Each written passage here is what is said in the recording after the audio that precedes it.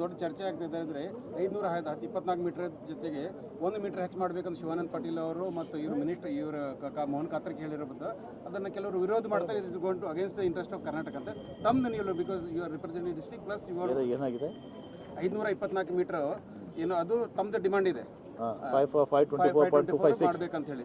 ಆದರೆ ಶಿವಾನಂದ ಪಾಟೀಲ್ ಇರಲಿ ಅವ್ರು ಮೊನ್ನೆ ಏನು ಹೇಳಿದ್ರು, ಮೋಹನ್ ಕಾತ್ಯಾರ್ಕಿ ಅವರು ಒಂದು ಇದು ಕೊಟ್ಟರೆ ಸರ್ಕಾರಕ್ಕೆ ಒಂದು ಮನವಿ ಮಾಡಿದರೆ 1 ಮೀಟರ್ ಹೆಚ್ಚು ಮಾಡಿದರೆ ನಮಗೆ ಅದಕ್ಕೆ ಕಾನೂನು ತೊಡಕು ಆಗೋದಿಲ್ಲ, 30 TMC ನಾವು ಬಳಕೆ ಮಾಡಬಹುದು ಅನ್ನೋಂಥ ಒಂದು ಅವರು ಏನು ಸರ್ಕಾರಕ್ಕೆ ಇದು ಸಲಹೆ ಕೊಟ್ಟಿರಂತೆ. ನನಗೆ ಅದರ ಬಗ್ಗೆ ನನ್ನ ಮಾಹಿತಿ ಇಲ್ಲ. ಒಟ್ಟು ನನ್ನ ಪ್ರಕಾರ ನಾನು ನೀರಾವರಿ ಮಂತ್ರಿ ಆಗಿರ್ತೀನಿ. ನಾವು 1 ಮೀಟರ್ ಜಾಸ್ತಿ ಮಾಡಲಿ, 10 ಮೀಟರ್ ಜಾಸ್ತಿ ಮಾಡಲಿ, 2 ಮೀಟರ್ ಜಾಸ್ತಿ ಮಾಡಲಿ, ಅದೆಲ್ಲದಕ್ಕೂ ಕೂಡ ಏನು ನಾವು ಅಂತರ ವಿವಾದ ಇದೆ. ಅದನ್ನು ನಾವು ನಮ್ಮ ಟೆಕ್ನಿಕಲ್ ಟೀಮ್ ಏನಿದೆ ಅಲ್ಲಿ ವಿಶೇಷವಾಗಿ ಕಾತರ್ಕಿ ಮತ್ತು ಅವರೆಲ್ಲ ಸಲಹೆಗಳನ್ನ ಪಡೆದುಕೊಂಡು ನಾವು ನಿರ್ಧಾರ ಮಾಡ್ತೀವಿ. ಕೇವಲ 1 ಮೀಟರ್ ಏರಿಕೆ ಮಾಡಿದರೆ 524 ಮೀಟರ್ ಏರಿಕೆ ಮಾಡೋಕ್ಕೆ ಅದು ಒಂದು ಲೀಗಲ್ ಸಮಸ್ಯೆ ಆಗುತ್ತೆ ಅಂತ ಹೇಳ್ತಾರೆ. ನಾನು ಅದನ್ನು ಕಾನೂನು ತಂಡ ಹೇಳಬೇಕಾಗ್ತದೆ. ಅದು ಶಿವಾನಂದ ಪಾಟೀಲ್ ಯಾವ ಅದರಿಂದ ಹೇಳಿದ್ದಾರೆ, ಅದನ್ನು ಮೋಹನ್ ಕಾತ್ರಕ್ಕೆ ಅವರು ಹೇಳಿದ್ದಾರೆ ಅಂತ ಹೇಳಿದಾರಲ್ಲ, ಅದನ್ನು ಪರಿಶೀಲನೆ ಮಾಡಲಿ. 1 ಮೀಟರ್ ಹೆಚ್ಚಿಗೆ ಮಾಡೋದ್ರಿಂದ ಯಾವುದೇ ಕಾನೂನು ತೊಡಕ್ಕೆ ಬರೆದಿದ್ರೆ ನಿಶ್ಚಿತವಾಗಿಯೂ ಕೂಡ ನಾವು 1 ಮೀಟರ್ ಹೆಚ್ಚಿಗೆ ಮಾಡ್ಬೋದು. ಅದ್ರ ಜೊತೆಗೆ ನಾವು ಭೂ ಸ್ವಾಧೀನ ಕೂಡ ಮಾಡ್ಕೊಳ್ಬೇಕಾಗ್ತದೆ. ನೀರನ್ನು ನಾವು ಬರೀ ಸುಮ್ಮನೆ ಮೀಟ್ರ್ ಆಲ್ಮಟ್ಟಿ ಅಣೆಕಟ್ಟನ್ನು ಹೆಚ್ಚಿಗೆ ಮಾಡೋಕ್ಕೆ ಬರೋದಿಲ್ಲ. ಅಣೆಕಟ್ಟು ಹೆಚ್ಚಿಗೆ ಮಾಡಬೇಕಾದ್ರೆ ಅದಕ್ಕೆ ತಕ್ಕಂತೆ 1 ಮೀಟ್ರಿಗೆ ಎಷ್ಟು ಬೇಕು ಅಷ್ಟು ನಾವು ಅದನ್ನು ಭೂಮಿಯನ್ನು ಏನು ಮುಳುಗಡೆ ಆಗ್ತದೆ ಮತ್ತು ಹಳ್ಳಿಗಳು ಆ ಭಾಗದಾಗ 1 ಮೀಟರ್ನಲ್ಲಿ ಏನು ಹಳ್ಳಿಗಳು ಬರ್ತಾವೆ ಅದನ್ನು ಸ್ಥಳಾಂತರ ಮಾಡೋದು ಹಿಂಗೆಲ್ಲನೂ ಕೂಡ ಇರ್ತದೆ. ಅದಾಗೂ ಕೂಡ ಈ ಯಾವುದೇ ಒಂದು ಸಲಹೆ ಬಂದಾಗ ಅದನ್ನು ಮುಕ್ತ ಮನಸ್ಸಿನಿಂದ ಅದನ್ನು ನಾವು ತಿಳ್ಕೊಂಡು ಕಾತರಿಕೆಯ ಜೊತೆ ನಾವು ತಿಳ್ಕೊಂಡು ಆ ಬಗ್ಗೆ ಸರ್ಕಾರ ನಿರ್ಣಯ ತೆಗೆದುಕೊಳ್ತದೆ. ಸರ್, ಈಗ ಮಹಾರಾಷ್ಟ್ರದಲ್ಲಿ ಈ ನಮ್ಮ ಆಲ್ಮಟ್ಟಿ ಜಲಾಶಯದ ಪರಿಣಾಮ ಏನು ಪ್ರವಾಹ ಬರುತ್ತೆ ಕೊಲ್ಲಾಪುರ ಇದಕ್ಕೆಲ್ಲ ಹಿಂದೆ ರಿಪೋರ್ಟ್ಸ್ ಬಂದು ಹೋಗಿದಾವೆ. ಅದರಲ್ಲಿ ಯಾವುದೂ ಹುರುಳಿಲ್ಲ. ಅವತ್ತೊಂದು ದಿವಸ ಹಿಂದೆ ಇದೆಲ್ಲನೂ ಕೂಡ ಚರ್ಚೆ ಆಗಿದೆ, ರಿಪೋರ್ಟ್ ಆಗಿ ಯಾವುದೇ ಬಾಧಕ ಮಹಾರಾಷ್ಟ್ರಕ್ಕೆ ಫ್ಲಡ್ಗೆ ಇದಕ್ಕೂ ಸಂಬಂಧ ಇಲ್ಲ ಅನ್ನೋದು ಕೂಡ ರಿಪೋರ್ಟ್ಸ್ನಲ್ಲಿ 2 ಬಾರಿ ಇವತ್ತೊಂದು ದಿವಸ ಪ್ರೂವ್ ಆಗಿದೆ. ಹೀಗಾಗಿ ಆ ಆತಂಕಗಳೆಲ್ಲನೂ ಕೂಡ ಸುಳ್ಳೋದು. ಸರ್, ಈಗ ಬಿ ಖಾತಾ ಬಗ್ಗೆ ಒಂದು ಭಾಳ ಸಮಸ್ಯೆ ಜನ ಹೇಳ್ತಾರೆ, ಒಂದು 20% ಜನಕ್ಕೆ ಮಾತ್ರ ಉಪಯೋಗ ಆಗತೈತಿ. ಈಗ ನಾನು ಶೀಘ್ರದಲ್ಲಿ ಒಂದು ಸಭೆಯನ್ನು ಕೂಡ ಮಾಡ್ತಾ ಇದ್ದೀನಿ. ನಮ್ಮ ಹಮೀದ್ ಮುಷ್ರಿಫ್ ಅವರು ಕೂಡ ಮೊನ್ನೆ ಒಂದು ನನ್ನ ಮನವಿಯನ್ನು ಮಾಡ್ಕೊಂಡಿದ್ದಾರೆ. ಯಾಕಂದರೆ ಈಗ ಭಾಳಷ್ಟು ಜನ ಇವತ್ತು ದಿವಸ ಇಲ್ಲಿ ಬಿ ಖಾತೆಯಿಂದ ಇದು ಆಗಿದ್ದಾರೆ. ಅದು ಎಲ್ಲರನ್ನೂ ಕೂಡ ಒಂದು ಮೀಟಿಂಗನ್ನು ಜಿಲ್ಲಾಧಿಕಾರಿಗಳ ಜೊತೆ ಒಂದು ಮೀಟಿಂಗ್ ಮಾಡಿ, ಎಲ್ಲ ಅಧಿಕಾರಿಗಳ ಜೊತೆ ಮೀಟಿಂಗ್ ಮಾಡಿ ಇವತ್ತು ಬಿ ಖಾತೆ ನಮ್ಮ ಸರ್ಕಾರ ಇವತ್ತು ದಿವಸ ಒಂದು ಮಹತ್ವದ ನಿರ್ಣಯ ತೆಗೆದುಕೊಂಡಿದೆ, ಐತಿಹಾಸಿಕ ನಿರ್ಣಯ ತೆಗೆದುಕೊಂಡಿದೆ. ಎಲ್ಲರಿಗೂ ಕೂಡ ಇದು ಅನುಕೂಲ ಆಗಬೇಕು. ಆ ದಿಶೆಯಲ್ಲಿ ನಗರದಲ್ಲಿ ಇನ್ನೂ ಬಹಳಷ್ಟು ಜನ ಇದ್ದಾವೆ. ಒಂದು ಗುಂಟಾ ಪ್ಲಾಟ್ಸು ಇದೆಲ್ಲವೂ ಕೂಡ ಇದ್ದಾವೆ.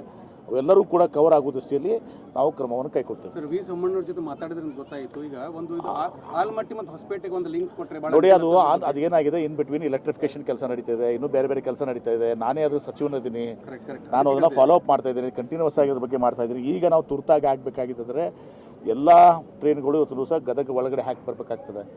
ಅದು ಬೈಪಾಸ್ನಿಂದ ಬಂದರೆ ಅಲ್ಲಿ ಹೋಗಿ ಇಂಜಿನ್ ಚೇಂಜ್ ಮಾಡೋಕ್ಕೆ ಅಲ್ಲಿ ಸಮಯ 3-4 ತಾಸು ಸಮಯ ತಗೋತದೆ. ಅದು ಒಂದು ಜಿಲ್ಲಾಧಿಕಾರಿಗಳು ಕೂಡ ಇವತ್ತು ದಿವಸ ಹುಬ್ಬಳ್ಳಿ ಇದರಿಂದ ಮೂಲಕ ಕೂಡ ಅಂಥೇಳಿ ಒಟ್ಟಾರೆ ನಾವು ಒಂದು ವಿನಂತಿ ಏನು ಮಾಡ್ಕೋತೀವಿ, ಒಂದು ಹೊಸ ಟ್ರೈನರೇ ಆಗಲಿ ಅಥವಾ ಎಕ್ಸಿಸ್ಟಿಂಗರೇ ಆಗಲಿ ನಾವು ಅದನ್ನು ಸ್ಪೆಷಲಿ ಇವತ್ತು ದಿವಸ ಡೈರೆಕ್ಟ್ ಟ್ರೈನ್ ಅಂತ ಬಿಜಾಪುರಿಗೆ ಬರುವಂಥದ್ದು. ಇವತ್ತು ಗದಗ ಒಳಗಡೆ ಹೋಗಿ ಇದು ಮಾಡಿಕೊಂಡು ಗದಗಿಗೆ ಸಾಕಷ್ಟು ಟ್ರೈನ್ಗಳಿದ್ದಾವೆ ಏನ್ರಿ, ಆ ಟ್ರೈನ್ಗಳು ಅವ್ರಿಗೆ ಇರಲಿ, ಅವ್ರ ಬಗ್ಗೆ ನಮ್ಮ ತಕರಾರೇ ಇಲ್ಲ.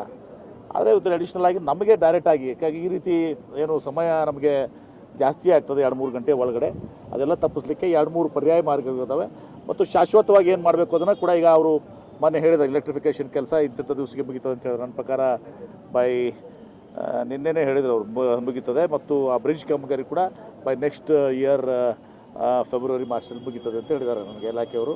ಸೊ ಹೀಗಾಗಿ ನಾವು ಇದನ್ನೆಲ್ಲ ಗಮನದಲ್ಲಿ ಕೊಟ್ಟಿದ್ದೀನಿ. ಕಂಟಿನ್ಯೂಸ್ ಆಗಿ ನಾನು ರಿವ್ಯೂ ಮಾಡ್ತೀನಿ. ಒಟ್ಟಾರೆ ಟ್ರೈನ್ ಸೌಲಭ್ಯ ಇವತ್ತೊಂದು ದೊರಕಬೇಕು.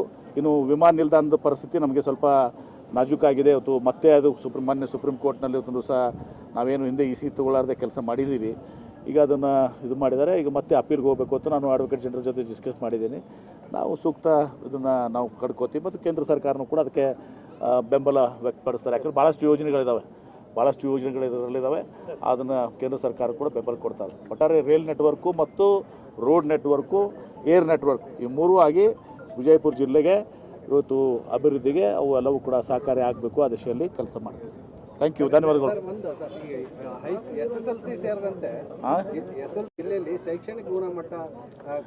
ಅದೇ ನಮ್ಮ ಗುಣಮಟ್ಟ ಕಡಿಮೆ ಆಗಿದೆ. ಹಿಂದೆ ನಾವು ಭಾಳಷ್ಟು ಕೆಲವೊಂದು ವ್ಯವಸ್ಥೆಗಳು ಮಾಡಿದ್ದೀವಿ.